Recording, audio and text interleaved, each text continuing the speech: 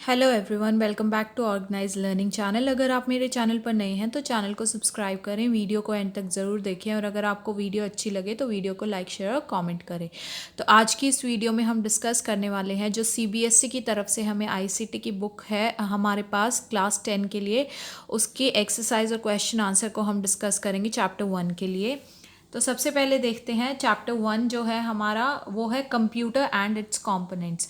तो इसके एमसीक्यूज़ हैं हमारे पास। तो सबसे पहला एमसीक्यू क्या है हमारे पास कि the collection of unprocessed facts, figures and symbols is known as. तो जो ये कलेक्शन होता है जिसमें जो हमारे फैक्ट्स, फिगर्स और सिंबल्स अनप्रोसेस्ड फॉर्म में होते हैं उसको हम बोलते हैं डेटा। तो इनमें से जो सही ऑप्शन है वो ऑप्शन हो जाएगा D, none of the above, क्योंकि सिर्फ डेटा जो है किसी भी ऑप्शन में नहीं है, डेटा एंड इन्फॉर्मेशन है, बट हमारे पास जो आंसर है वो सिर्फ डेटा है, तो वो किसी ऑप्शन में नहीं है, तो इसलिए हमारे पास ऑप्शन नंबर डी जो है वो करेक्ट हो जाएगा। नेक्स्ट क्वेश्चन क्या है, dash is the processed form of data which is organised, meaningful and useful. तो कौन सी चीज़ जो है हमारे पास डेटा का प्रोसेस्ड फॉर्म में होती है, जो कि ऑर्गेनाइज्ड होती है, उसका कुछ मीनिंग होता है और वो हमारे लिए यूजफुल होती है, तो उसको बोलते हैं हम इंफॉर्मेशन, इसलिए A option is correct. Third question है, hardware is any part of the computer that has a physical structure that can be seen and touched.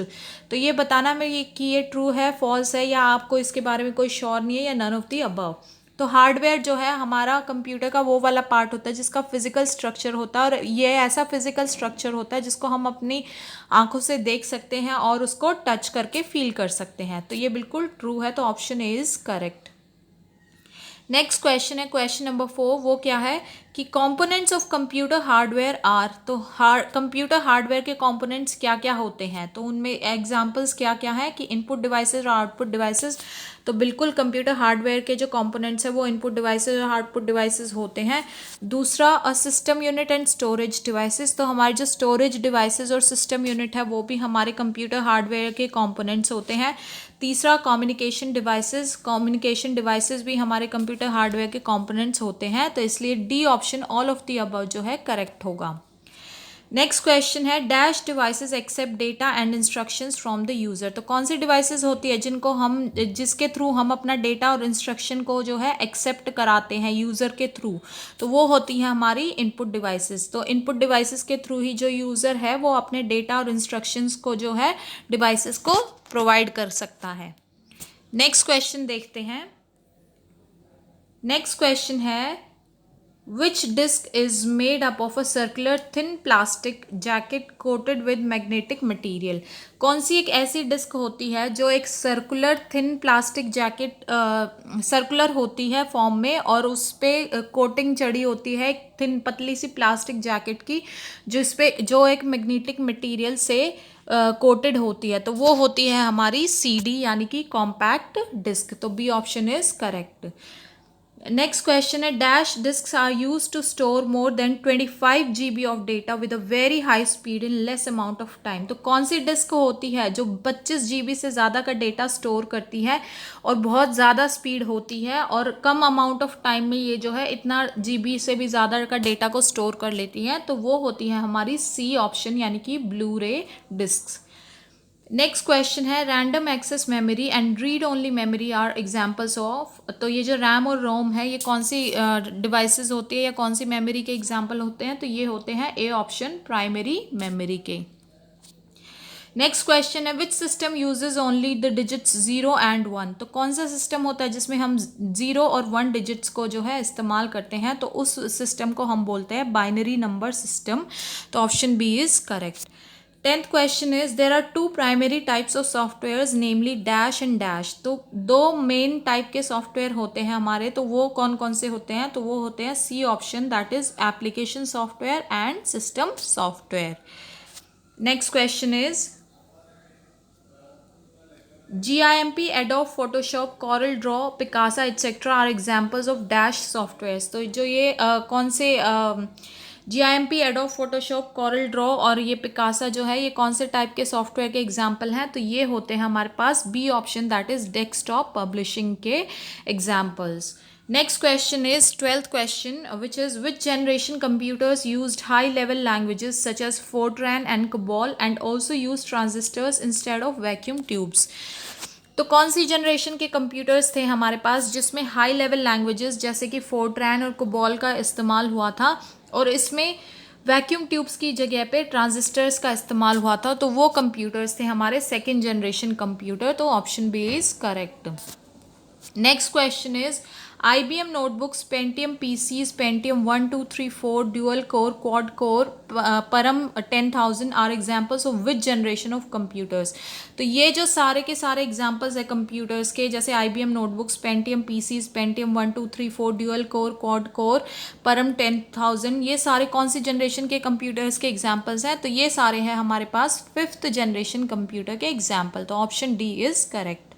Next question is according to the functioning of computers they are divided into three categories, namely dash, dash and dash। तो अगर हम computers के function की बात करें तो उस basis पे कंप्यूटर्स हमारे पास तीन कैटेगरीज में डिवाइडेड है। वो कौन कौन सी कैटेगरीज हैं?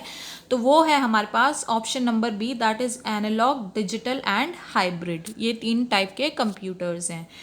Next question is dash is a cabling technology for transferring data to and from digital devices at high speeds। तो ये एक केबलिंग टेक्नोलॉजी है जिसमें डेटा को ट्रांसफ़र किया जाता है डिजिटल डिवाइसेस से, या डेटा डिजिटल डिवाइसेस में ट्रांसफ़र किया जाता है, या तो उसके थ्रू या फिर उसमें हम जो है एक्सेप्ट कराते हैं डेटा को हाई स्पीड में।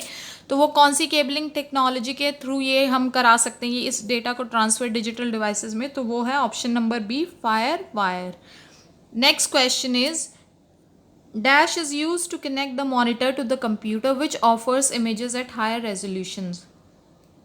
ये एक चीज़ है जो कि मॉनिटर को कंप्यूटर से कनेक्ट करती है, जिसके बाद जो है हमें उस मॉनिटर पे जो इमेजेस है वो हाई रेजोल्यूशन में दिखती हैं। तो वो है video graphics array, that is B, option is correct. अब नेक्स्ट हम इसके कुछ क्वेश्चंस देखते हैं। तो क्वेश्चन आंसर में जो फर्स्ट क्वेश्चन है हमारे पास वो क्या है कि एक्सप्लेन द फॉलोइंग टर्म्स। हमें इन टर्म्स को एक्सप्लेन किया गया है, कुछ टर्म्स दी गई हैं। पहली टर्म है रैम, RAM, सेकंड है निबल, थर्ड है digital computers and fourth is Ethernet port. तो सबसे पहले हम देखते हैं रैम। तो रैम की फुल फॉर्म क्या होती है? RAM stands for random access memory. अब रैम का क्या काम होता है? तो random access memory refers to memory that can be selected and used randomly. तो इसके नाम से ही पता चल रहा है रैंडम की इसका क्या मतलब है। ये एक ऐसी मेमोरी को रेफर करता है जिसको हम सेलेक्ट कर सकते हैं या फिर यूज़ कर सकते हैं, कैसे? रैंडमली। नेक्स्ट पार्ट जो होगा वो है निबल। निबल क्या होता है? निबल हमारा 4 बिट्स के इक्वल होता है। जो हमारा कंप्यूटर है वो 2 जो डिजिट्स है उन पे वर्क करता है, 0 और 1। तो ये जो ऐसी ही 4 डिजिट्स मिलकर, जो 4 बिट्स मिलकर जो है एक निबल बनाती हैं। सी पार्ट है डिजिटल कंप्यूटर्स क्या होते हैं? तो these computers deal with data in the form of numbers. तो डिजिटल कंप्यूटर्स वो कंप्यूटर होते हैं जो हमारे नंबर्स की जो फॉर्म में डेटा होता है उसके साथ डीलिंग होती है। तो वो कंप्यूटर्स हमारे डिजिटल कंप्यूटर्स कहलाते हैं। नेक्स्ट है एथरनेट पोर्ट। तो डी पार्ट क्या है हमारा? Ethernet port. एथरनेट पोर्ट क्या होता है? ये एक बिल्ट इन पोर्ट होता है कि पहले से ही बना बनाया पोर्ट होता है। ज़्यादातर कंप्यूटर्स के अंदर आपने देखा होगा एक पोर्ट बना होता है जिसमें कोई भी वायर्ड नेटवर्क को हम कनेक्ट कर सकते हैं। तो वो कोई भी वायर्ड नेटवर्क है, जैसे कोई कीबोर्ड को भी लगा सकते हैं, उसमें माउस को की वायर को भी लगा सकते हैं, या फिर इंटरनेट की वायर को भी लगा सकते हैं। तो ऐसा ही एक पोर्ट होता है, इसको बोलते हैं हम एथरनेट पोर्ट। नेक्स्ट क्वेश्चन है हमारे पास, नेम एनी 2 यूटिलिटी सॉफ्टवेयर्स। कोई भी 2 यूटिलिटी सॉफ्टवेयर्स के नाम बताने हैं। तो कोई भी 2 यूटिलिटी सॉफ्टवेयर के नाम क्या हो जाएंगे? Text editors and compression utilities. Next question क्या हो जाएगा हमारे पास? Why there is a need of auxiliary memory. तो ऑक्सिलरी मेमोरी जो है उसकी ज़रूरत क्यों है हमें? तो इसका आंसर कैसे लिखेंगे हम कि there is a need of auxiliary memory because it helps to store the data permanently using available storage devices such as hard disk, DVD, USB etcetera. तो हमें ऑक्सिलरी मेमोरी की रिक्वायरमेंट क्यों है? क्योंकि ये हमें मदद करती है हमारा जो डेटा होता है उसको परमानेंटली स्टोर करने में। और वो हम स्टोर कैसे कर सकते हैं उस डेटा को? हमारे पास कुछ स्टोरेज डिवाइसेस होती है जैसे कि हार्ड डिस्क हो गया, DVD हो गया, USB। तो इनकी मदद से हम अपने डेटा को परमानेंटली जो है स्टोर कर सकते हैं। तो आशा है आपको ये वीडियो अच्छी लगी होगी। तो अगर आपको वीडियो अच्छी लगी है तो वीडियो को लाइक शेयर और कमेंट करें, चैनल को सब्सक्राइब करें। मिलते हैं नेक्स्ट वीडियो में।